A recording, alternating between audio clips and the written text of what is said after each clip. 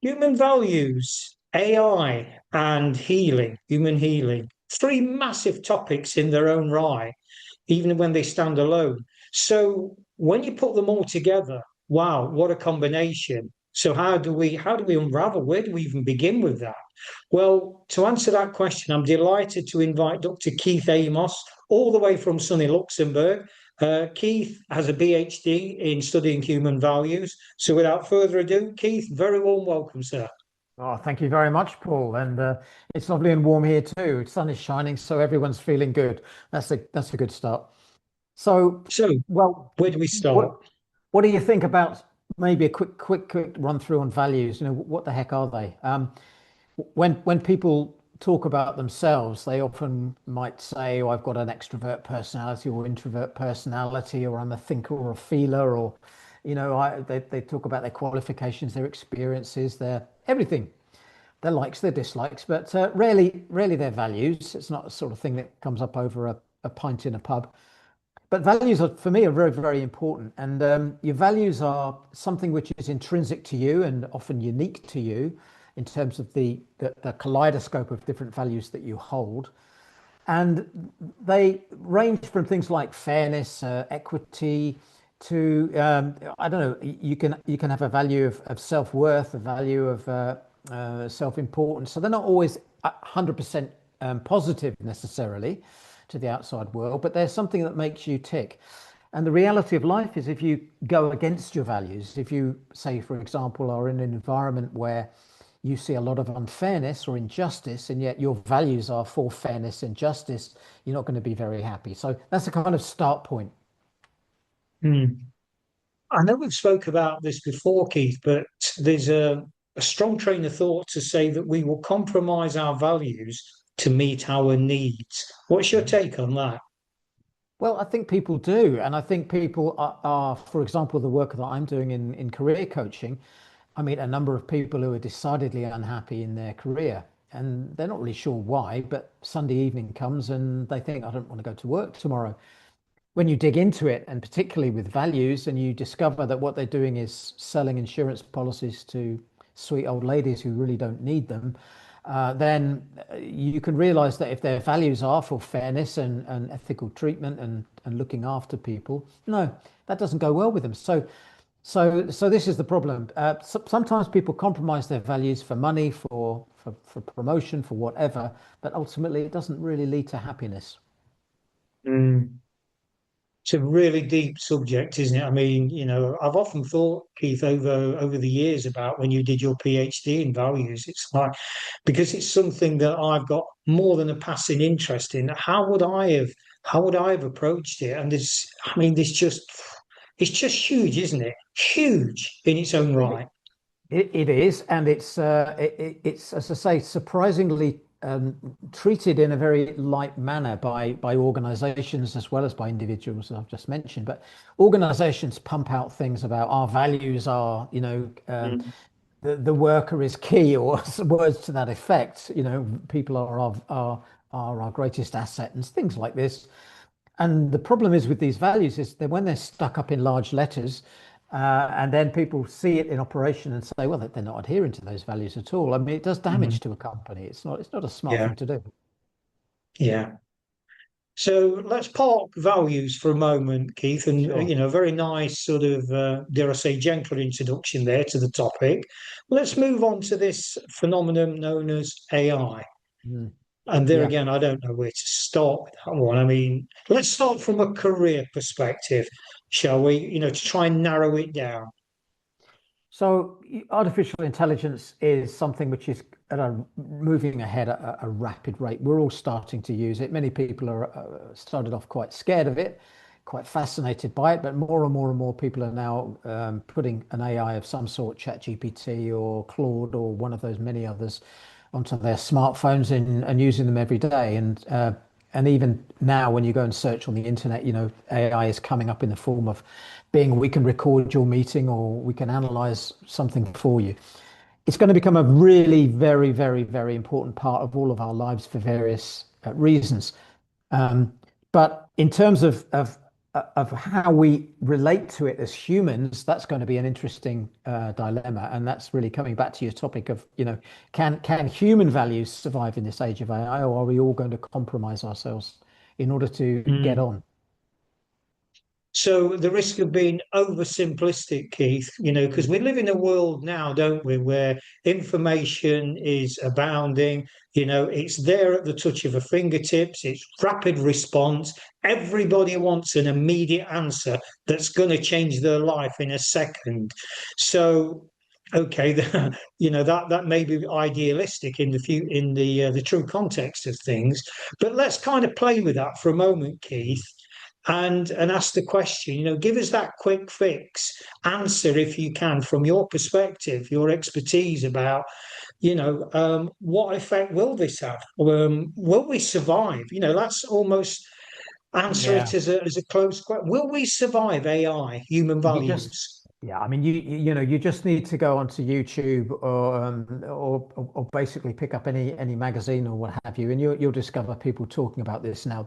The truthful answer is, Mo Goddard on the one corner saying, it's death and destruction in the next couple of years, and some of these tech bros on the other hand saying, no, it's absolutely fine, and we're going to flourish, and you're all going to be on holiday most of the year because AI is doing your work for you.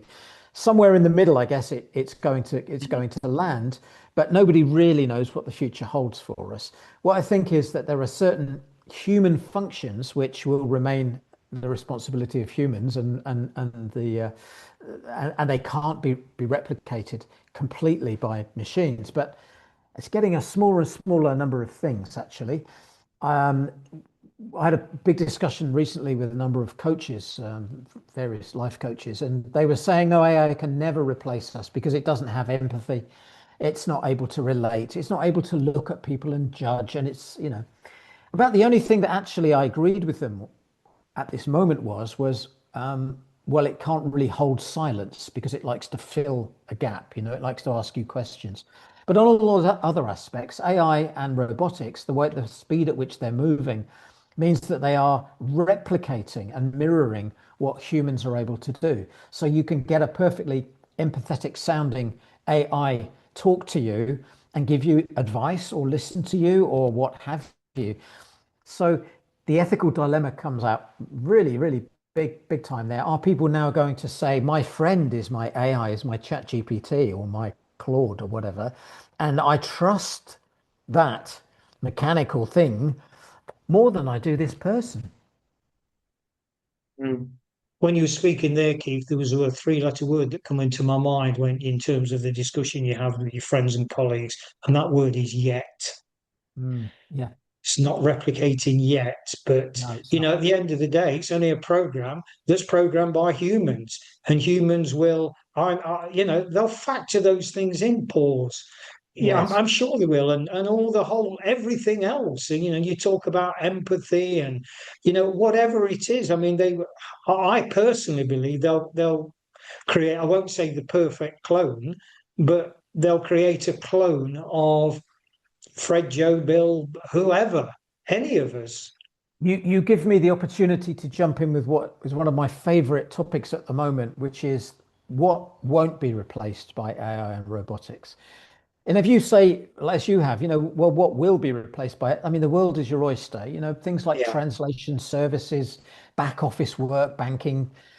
Essentially, actually, the difference, I think, is quite a clear one. If you think back to COVID time and all those people that were working from home with their laptops, those are the vulnerable ones.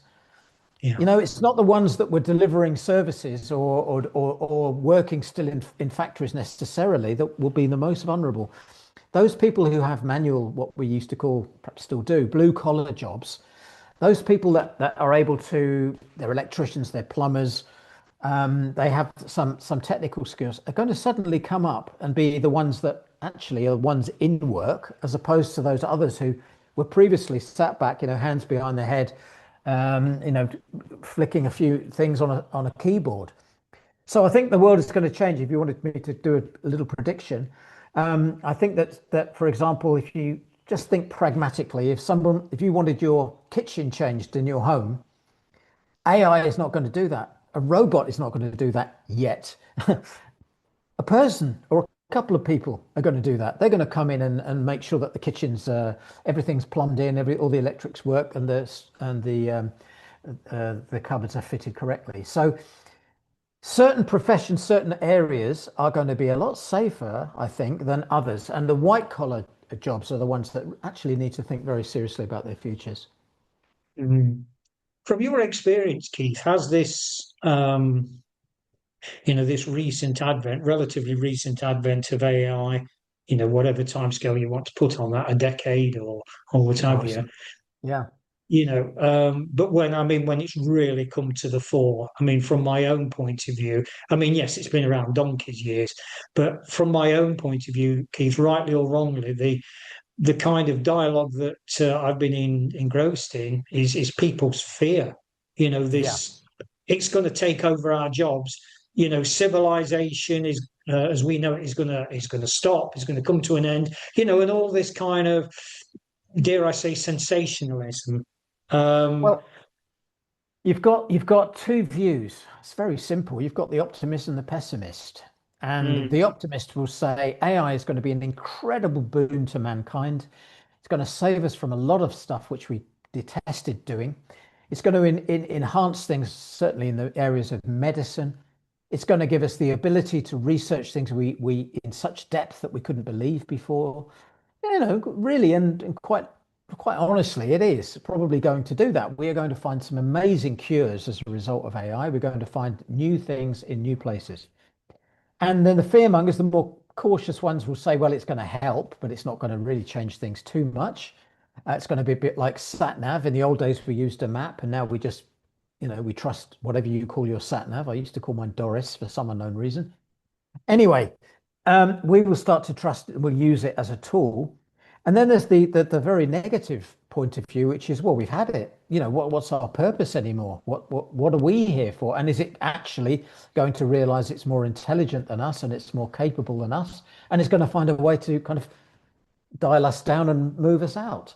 So I think probably optimist or pessimist, and somewhere in between in the more neutral area. But no, I think most people just don't know. That's the honesty. That's the honest answer. to that, Keith, what came through to me is this topic of conversation and many others like it.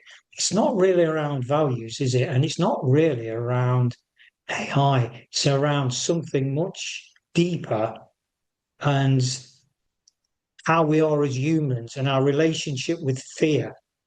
Because we're used to dealing with fear, aren't we? We're caught fear because it's something we embrace from early childhood. Better the devil you know. We're in that kind of pattern, that way of being, aren't we? And so if it wasn't AI adventure, it'd be something that would create something else. We'd get ourselves in a real tiz over our football teams, which we'll come to in a moment, or maybe we won't. But I'm sure you take my point, Keith. I do, and I think that that's something we just have to recognize as a human. As humans, we have a number of emotions built into us, and love, of course, being one of them, and fear being another. And when the spinning jenny was first brought out into the factories in, was it, dare I say, Nottingham area, there were people absolutely terrified at the thought that this was going to take over their jobs, take over their lives, and rule everything. So I think we've always had new technology coming in. What I would say is that this technology, this particular technology, has really only, and you're right, AI in some form or other has been talked about and underway for some time. But really, it all started with ChatGPT, which is only relatively recently and became in Mm, the mainstream something that people could use on their phones. But the significance of that is it's so major. I think it is a bit like the introduction of the steam engine or the invention of electricity in terms of the major and incredible difference it will make to us. So, yes, technology, normally we're afraid of it, we have fear, but we tend to adopt it, we tend to get on with it. But this is the Mount Everest of change. And I think a lot of people are very scared of it. The problem is that when people are scared of things, they resist. They resist. They mm. don't want to know it. They don't want to understand it. They back away from it. And no, you better not do that with AI. You need to master AI before AI masters you. Yeah, So you need to have some understanding of it, even if it's a very basic one, and not be afraid of it. That would be my bottom line on it. yeah. Yeah, for me, it is at the risk of repeating about going so much deeper and looking at ourselves as human beings, Mm, individually and collectively, and around our not our relationship with AI specifically or values specifically, mm, as critical as they are in our everyday lives, but mm. something far deeper, that simple dichotomy, that simple choice between love and fear. And I say simple choice. And, already I can hear clamours of, well, it ain't that simple because you haven't got 10 kids and your partner's not left you and you haven't lost your job and all the kind of reactions that we offer as humanity, Keith. But for me, it is about that relationship we have with love or fear. Yeah, we do have that. I don't necessarily agree that it's an either or. And we have a lot of other emotions as well that make us up, as well as our values, our personality, and all that other good stuff, culture, nationality, sex, everything that makes us up. But yeah, fear is used a lot. That's the problem, and fear is used as a manipulative tool. Without getting into any politics whatsoever, I won't. But I would just say that if you just look a little bit closely, you'll see how easy it is for politicians to whip up some fear mongering against a particular type of people or a particular incident or something in particular which has happened, and get an effect for it. So fear is used as a great tool. Weirdly and sadly, love, I don't know. I don't see a lot of people going out there expressing too much about, love your neighbor and look after everything. There are people doing that, but they're less. I mean, if you Mm. took us back now, if we were in the 1960s, we would be having, the Vietnam War, but we'd also be having flower power. We'd be having, free love. We'd be having a whole movement which was geared towards that. Don't see any of that now, really. I'm going to ask my grandmother, Keith, about what you've just been speaking about. That was before my time. They can see the difference, Paul. I've had a hard life. I had many paper rounds, and it's took its toll over the years.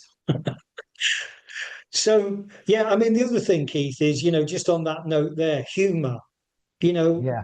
yes, I'm sure there's apps out there that are humour based, but that's Mm. very subjective. But I think in my level of awareness, Yeah. which I concede is probably relatively limited in the grand scale of things in terms of apps. But I find it hard to get my head around, the joke that you and I have about football, about Mm. humour, about, Mm. whatever it may be. Mm.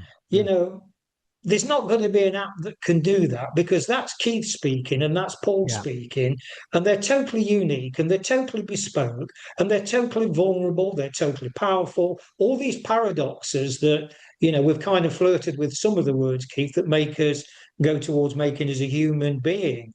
Well, Um, exactly. And if you're talking about AI and values, AI is probably going to find it very difficult to work out humor, can replicate it, but it can just repeat jokes and things which it's found on the internet more or less, or concocted from a flow of words that make a natural sequence. But it doesn't have that instant ability to joke in sort of irony or with a bit of rudeness or judging the situation, what it can get away with or what it can't get away with the individual in front of them. So it doesn't have empathy, it doesn't have responsibility, I suppose. Good humor is something that you realize there's a limit to how far you can go. There's creativity involved in humor. Obviously you laugh about certain things, but you use a bit of imagination there. So AI isn't gonna it's gonna struggle in those areas, I think. So we're back to the humanity again. You haven't mentioned spirituality, but I suppose if you were, this is a very big one. Consciousness and spirituality. These are two massive ones, worthy of another podcast, probably with someone else who knows more about those things. But no, I don't think that AI is going to create too many of us working for it. But then, as I said, nobody really knows. Well, I'm working on an app at the moment, Keith, and it's bespoke for you. It's totally dedicated to you, my friend. And the app's called Change from Following West Ham to Nottingham Forest. Yeah. Yeah. And Yeah. like I say, it's That's yours. One or two glitches at the moment. Well, that's one of those malicious apps. I've heard about these things. They're very, very dangerous. You do not want to touch that with a barge pole or even with someone No? else's barge pole. Yeah. Anyway, we'll move on from the football one. Well, World So, I Cup, mean, we could be on with the World Cup, shouldn't we? oh well, yeah, that's another thing. But I want to try, if we can, Keith, is to keep it within this kind of main trio of, Of course. this human values, AI, and healing. Yeah. Um, Healing. Yeah, we haven't touched that. What is healing then, Paul? I mean, in a pure sense, I talked about the medical advances that AI will make. That's practical, pragmatic, physical healing, but there's mental healing. And again, I'm going to go out on if you excuse the pun, out on a limb here. It's not going to be talking about physical healing, but talking about mental healing, spiritual healing. This might be something that AI actually gets into. It's rather worrying at the moment. There's some statistics out there that younger people are now starting to rely more and more on their AI friend rather than maybe adults and parents and so on. So where will that lead to? I don't know. But if it was done well and if it was actually proven that there's some kind of mental support and some healing given, then clearly that's got to be a good thing, hasn't it?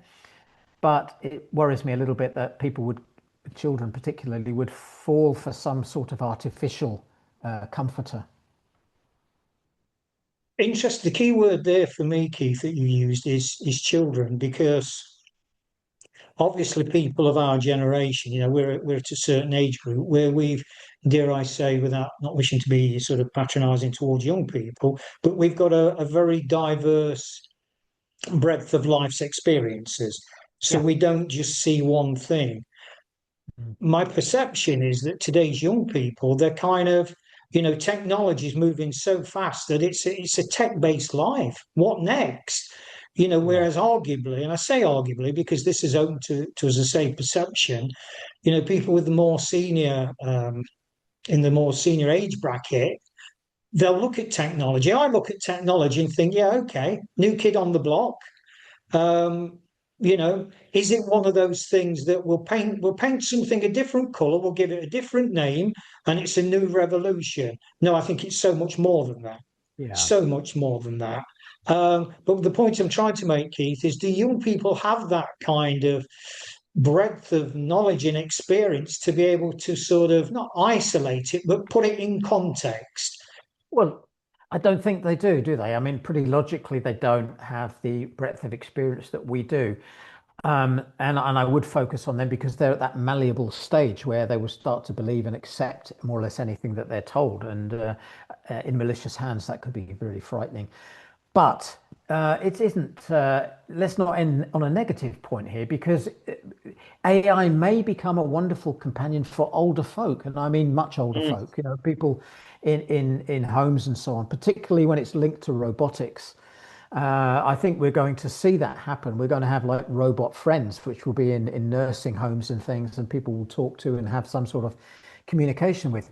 Robots don't get tired. AI doesn't get angry. You put the two together, and you've got a nice companion, perhaps. So it's going to be amazing. The next 10 years is going to see some significant breakthroughs, and it won't necessarily be all great, but let's hope that the overwhelming successes of AI are in positives for us. Well, whether it's perceived positive or negative, Keith, I offer this thought that, as a tool, it's only as good as the person using it. Yeah, yeah, And that's the reality. No matter how advanced we get, I think so long as we keep that little bit of distance to say, hang on, you're a tool. You're not me. You're not a clone, as much as, you might like think you are, or the makers of these wonderful things, may think that. I don't know. But it's literally that. And I think for me, Keith, it's so important to keep hold of that. What is it actually? Because I am so, so, so much more than this amazing thing, phenomenon, call it what you will, that's burst into the world. Well, we are. And you could say, well, look, humans created this. How clever are humans? Look how brilliant they are. And they're manufacturing it and they're creating more opportunities and more advancements every day. So you could all put it onto the back of us and say how great we are. My note of caution, though, is that, we're going from artificial intelligence to artificial general intelligence, which basically is more intelligent than humans. However you measure intelligence, we could argue a bit about that. But the point will be that there could come a point at which this new phenomena actually decides that it's more capable of replicating itself and tasking itself and deciding what it will do. And it, as I said at the early part of this podcast, and it may relegate us to some sort of Terminator 2 type scenario, where we're living out of bunkers. I mean, that's just it. I don't think it's going to be that bad. You want my honest opinion? I don't think so, because I think human adaptability and the human spirit is such that it always manages to come out on top. Well, with one or two crazy, stupid exceptions, of course. Most humans have got a degree of common sense and reality about them that sees for the future of humanity as being something that requires, as you put earlier on, love, care, attention, respect, and all those things which AI doesn't have. I want you to have the last sort of closing thoughts and comments, Keith, but I want to set the tone on that, if I may. Attempted humour alert that this app I was referring to, that you said was malicious, Yeah. it's got that many gremlins in it. What's happened is me trying to get Keith to convert from West Ham to Nottingham Forest. It's gone wrong, Keith, and I've actually ended up buying a West Ham season ticket. Ah. You know, that's So, that's that's that's just a sign of how AI can do good things, isn't it? and on that humorous note, Keith, any closing thoughts? Human values will survive the age of AI. That's what I believe, and I think we are, as a race and a species, smart enough to do it. There will be some casualties though, and there will be some surprises along the way. That's the bottom line. In terms of what it will bring, though, I think just keep an open mind, but do learn a bit more about AI as you go along, because if you don't, you'll be left behind. More than one closing word, but quite a few closing words there. Thanks, Paul. Keith, as ever, thank you very much indeed, sir. My pleasure. Take care. Up the hammers.